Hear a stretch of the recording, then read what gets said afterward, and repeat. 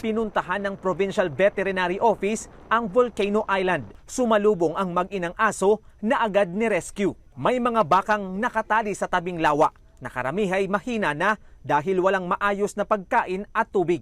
Dito kinukulong ang mga asong gala at pinaghihinalaang may rabies. 1,000 aso kada taon ang ni-euthanize o pinapatay sa pamamagitan ng injection.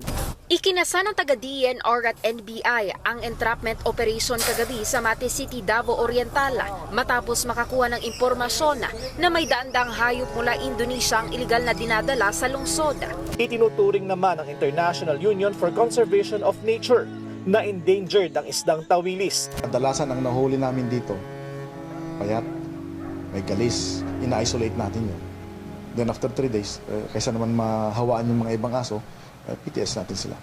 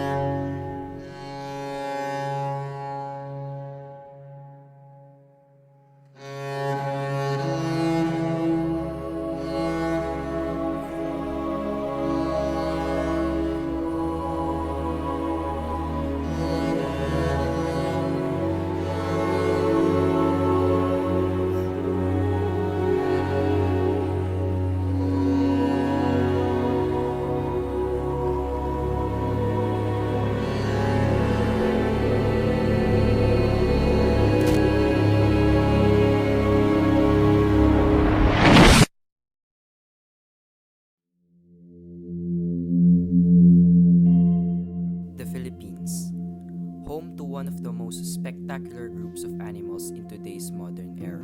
These 7,000 islands were once underwater for many years ago.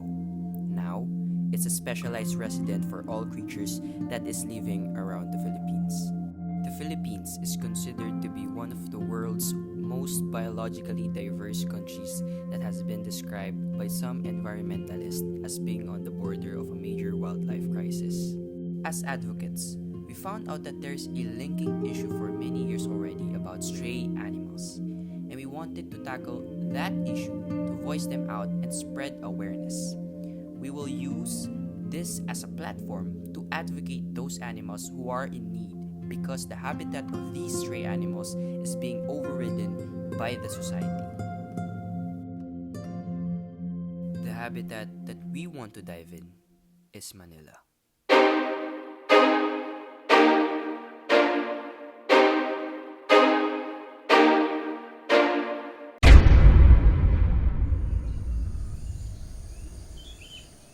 Just like the news report that was shown in the intro of the video, the problem with shelters and rescue centers is that they are often overpopulated with unwanted cats and dogs. Therefore, they have to euthanize them, or in other words, kill them. The term euthanizing refers to the killing of an animal by the use of an injection. One of its reasons is because the animals is terminally sick, fatally injured, or even healthy and still euthanize them because they are overpopulated. People are often frightened of stray animals in Manila because they think that they carry diseases which may affect their health.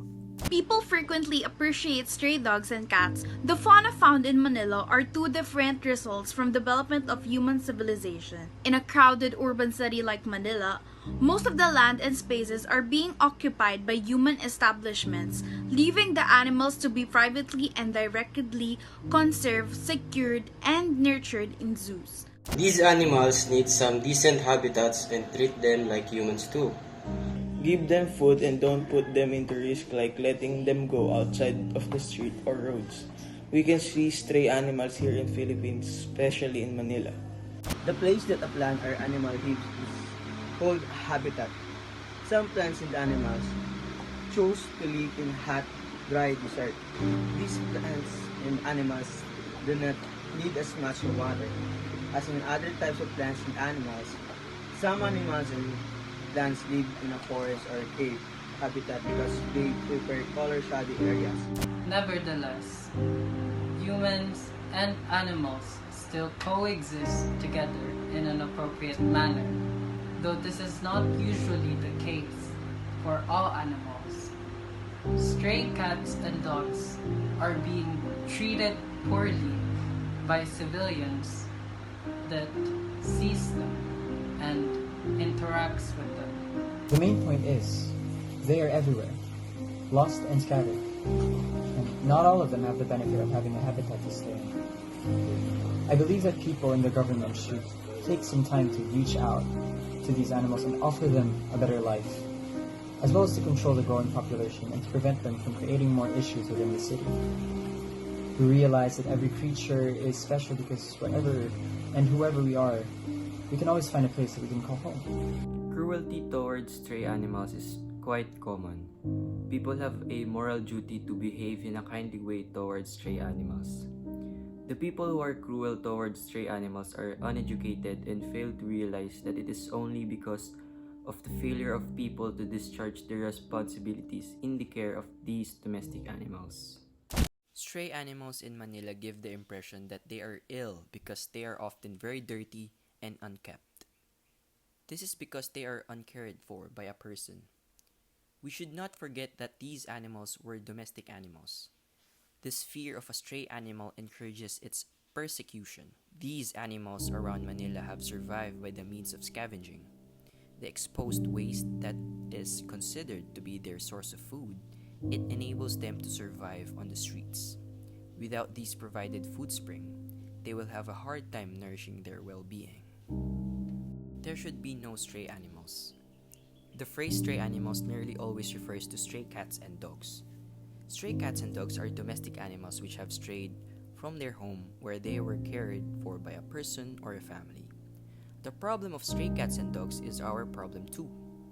If we wish to resolve the problem, we need to look at ourselves critically and decide how we can improve the standard of a cat and dog caretaking to ensure that they are looked after to a high standard within the family home. We will deal with these poor animals as humanely as possible. It is the only way that we can deal with these animals. By humanely, I mean decently and in a kind manner, and in a way whereby the cat or dog suffers the very least distress and pain.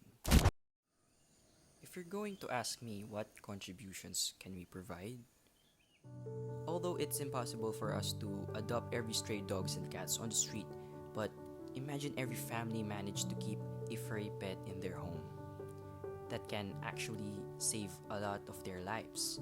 You can still help by providing clean water and some food outside of your house for them. This can avoid them from eating poisonous or unhygienic foods and also let them have a healthier life. Fauna is a precious gift from God for this planet. Land, animals, plants, and marine species are as important as humans.